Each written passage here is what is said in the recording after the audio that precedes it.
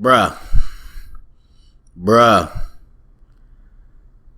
Welcome to another episode of NFL News on the Boomer Bust channel. I'm your host, Terry, and tonight, late night edition.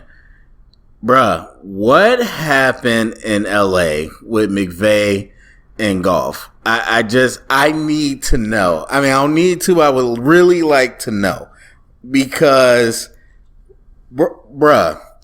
I mean, to see the way it has unfolded, I mean, it is one thing for him to break his thumb and, they have to bring the backup in. And then they keep the backup for next week, and you think Goff not playing. Goff is fine. Well, I wouldn't say fine, but he's good to go. But you're thinking there's lingering issues. And then Goff comes in for most of the game and ends up winning the game.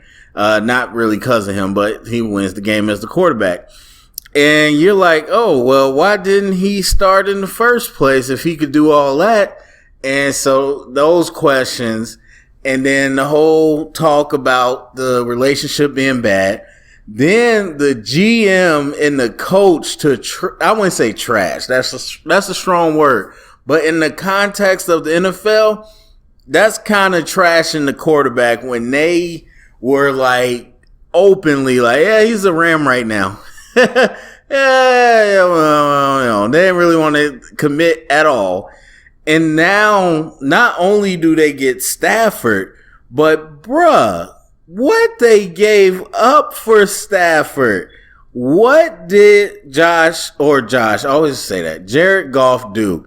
Did he flirt with McVay's wife? Did he, what did he do? Did he kick one of his kids off a bike? What happened? Because the Lions and Rams, they swap quarterbacks. Fine. You're getting Stafford. And so we're going to trade Goff.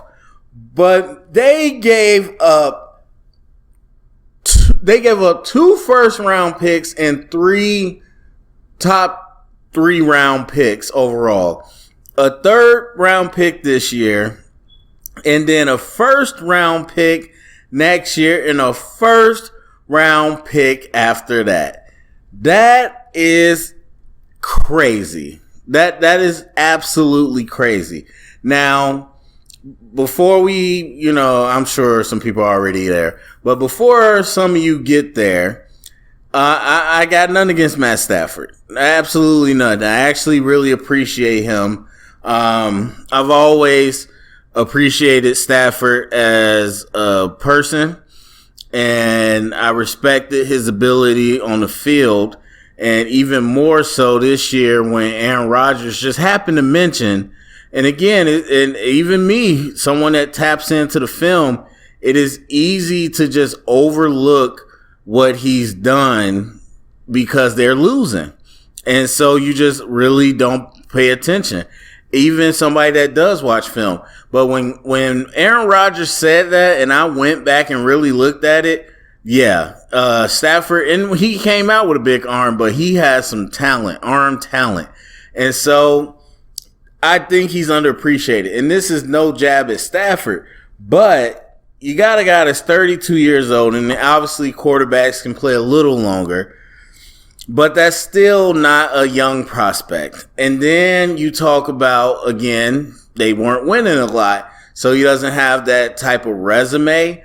Even just number-wise, he doesn't have that type of resume. Like Deshaun Watson, just because it's true, they didn't win a lot this year, but still put up big numbers. And so it wasn't even like Stafford was doing that all the time. Like, he's had some years, but he wasn't doing that all the time.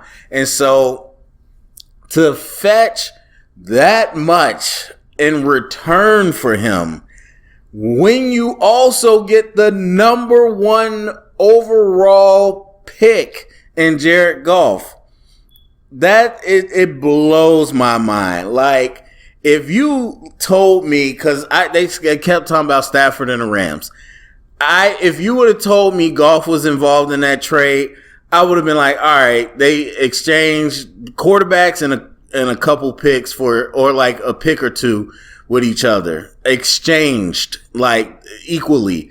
I would not have thought that the Rams would give up all of that just to get Stafford. Now, the defense for the Rams was number one statistically.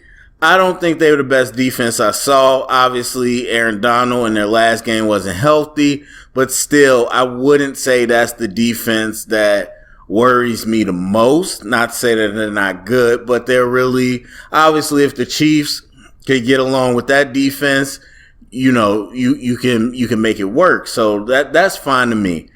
But then you talk about Kupp and Woods, great route runners, excellent route runners. And I mean, Akers is coming along, so you got that. And the O-line is pretty gelled. So some good stuff. So Stafford coming in, and I talked about this with Watson again, like being elevated by the surrounding cast, but while also elevating them. I definitely think if you made it with Goff to the playoffs and you did well, they can win 10 games. He can unlock some things. Goff doesn't have a weak arm, but he doesn't have a Stafford arm. And so you can unlock some things with the team, but is it worth that much to go all in? And it's not even all in because it ain't like you gave picks from 4 years from now, whatever. Like, you aren't going all in on like a little run. That's like going all in just on next season. And again, he's 32. Not to say that he will retire after that, but he ain't super young. And again, you gave up your capital for the next, and then you got other picks. I get that, but you give up a lot of capital for the next few years. It just seemed like, to me, I don't think they pushed all their poker chips in the middle of the table to say Stafford's the one. It feels more like it was like we got to get Goff out of here, and not only that, but Goff. I mean, I'm not saying they gave extra picks to make Goff enticing, but or maybe because he does have a big contract, so that might be actually true. And so maybe the Lions cut him. Who knows?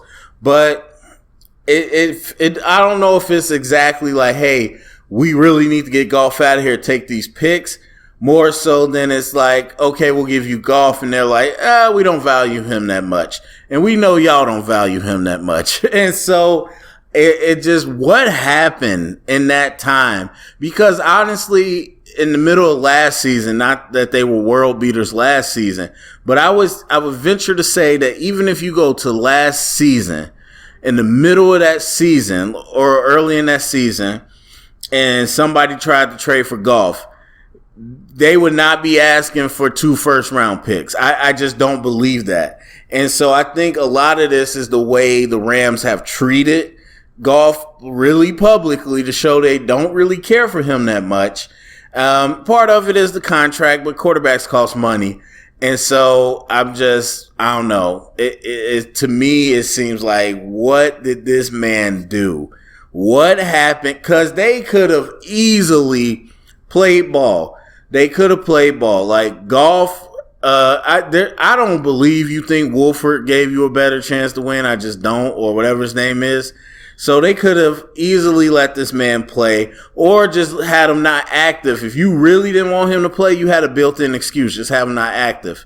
And then they would have really got screwed. But still, then on top of that, in the media, you could have just committed to the short term without being blatantly like, bro, we don't like this dude.